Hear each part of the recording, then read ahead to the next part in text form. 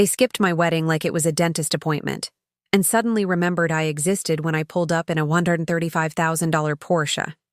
If this story resonates with you, like, comment, and subscribe to Valvet Revenge for more emotional revenge tales.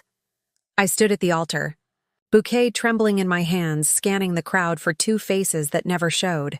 My parents' seats were empty, not late, not stuck in traffic, just empty. The music played, the vows were spoken, and I smiled for the photos like nothing was wrong. But inside, I was breaking. I'd planned every detail of that wedding myself, booked the venue, paid the caterer, even handwrote the place cards. I'd sent the invitations months in advance, called to confirm, reminded them gently. "It's my big day," I'd said. "I'd love for you to be there." My mother had mumbled something about a conflict, and my father hadn't even replied. I told myself they'd come. They had to. They were my parents. But they didn't. That night, after the guests left and the champagne lost its fizz, I sat on the edge of the hotel bed in my wedding dress, staring at my phone. No missed calls. No texts, just silence. My husband tried to comfort me, but I couldn't stop replaying the moment I walked down the aisle, eyes searching for them. I'd spent my whole life chasing their approval, honor roll, scholarships, promotions, and now the most important day of my life? They skipped it like it was optional. I thought back to childhood, recitals they missed, birthdays they forgot, the way they always seemed more invested in their social calendar than in me. I used to believe they were just busy, that they cared deep down. But this was deliberate. They'd chosen not to come, and that choice spoke louder than any apology ever could. The next morning, I called my mother. She answered like nothing had happened. "How was the wedding?" she asked, voice light. I swallowed the lump in my throat. "You weren't there," she sighed. "We had a golf retreat. You know how your father is. We didn't think it was a big deal." Not a big deal. My wedding, my vows, my life. I hung up, hands shaking. That was the moment something shifted. I realized I'd spent decades trying to earn love that was never freely given.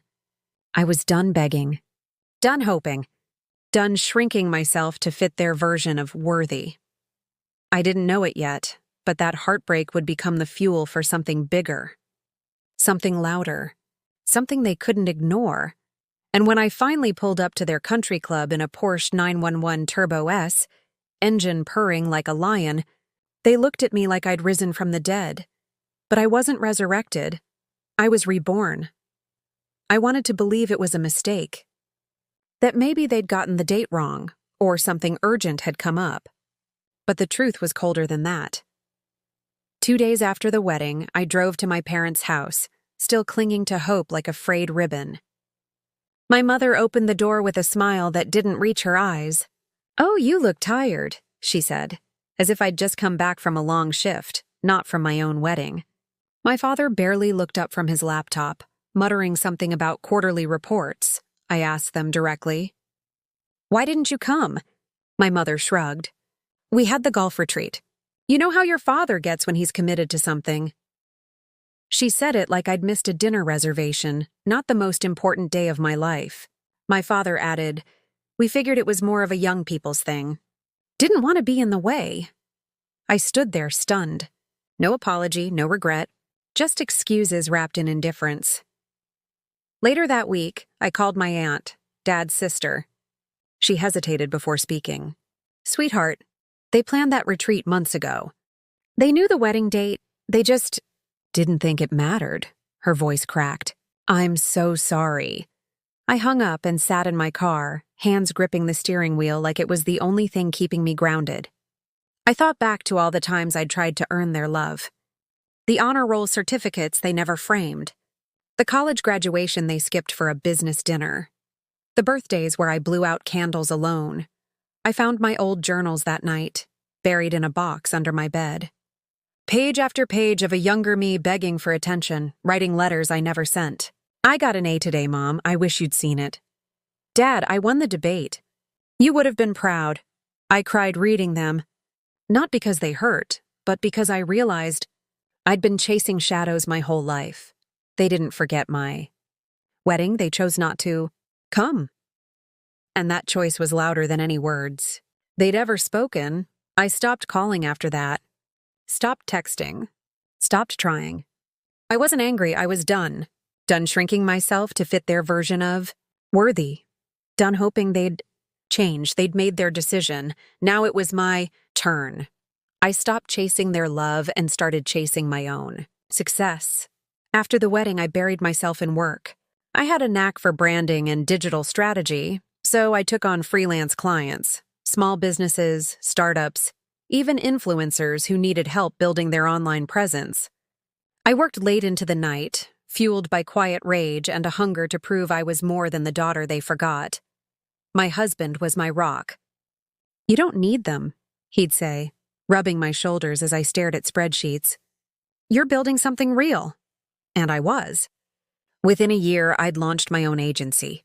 I hired 2 assistants, landed a contract with a luxury skincare brand, and watched my bank account grow faster than I ever imagined.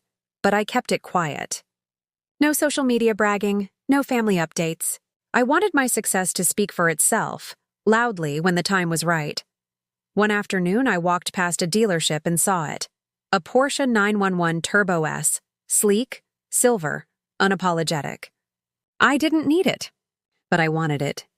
Not for the car itself, but for what it represented. Power, independence, proof. I bought it in cash. Then I waited.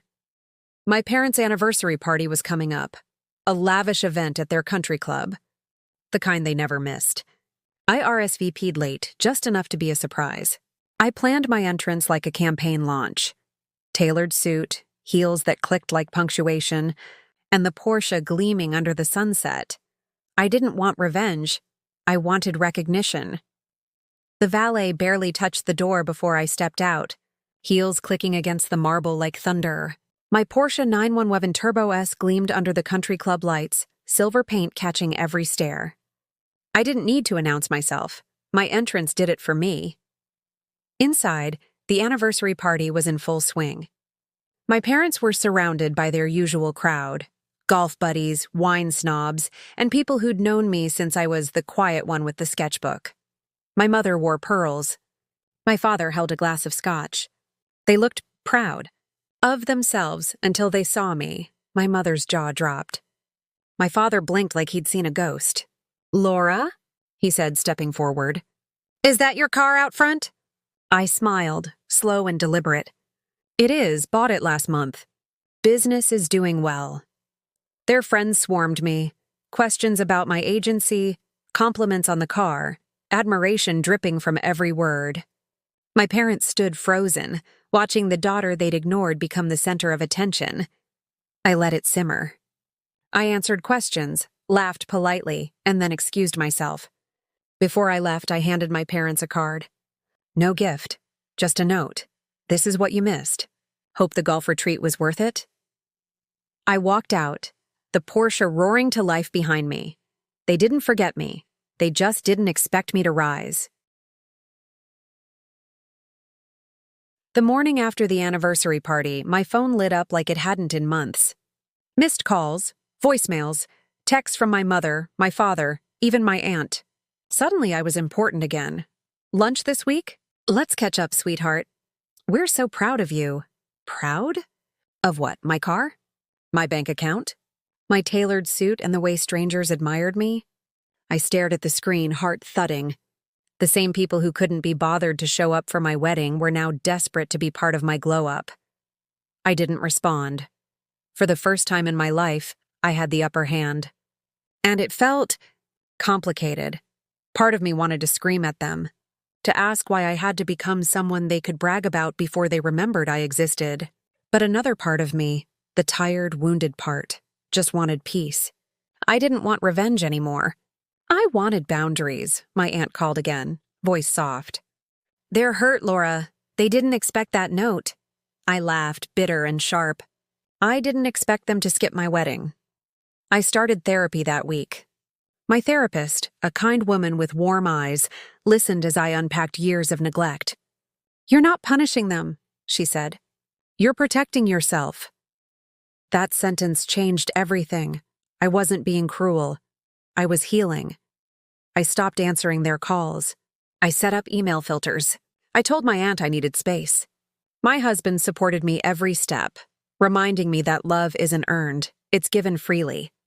And if they couldn't give it, I didn't need it. The Porsche sat in the driveway like a trophy, but I stopped seeing it as a weapon. It wasn't about them anymore. It was about me. What I'd built, what I'd overcome. Spring arrived like a quiet miracle. Soft winds, blooming trees, and a sense of peace I hadn't felt in years. I'd sold the Porsche a few months earlier, not out of regret, but because I didn't need it anymore. It had served its purpose. The real luxury now was waking up in a home filled with love, not longing. My husband and I bought a cozy house on the edge of town. Nothing flashy, just warm wood floors, a garden out back, and a kitchen where we cooked together every night. I started a podcast called Invisible Daughters, sharing stories of people who'd been overlooked by the ones who were supposed to love them most.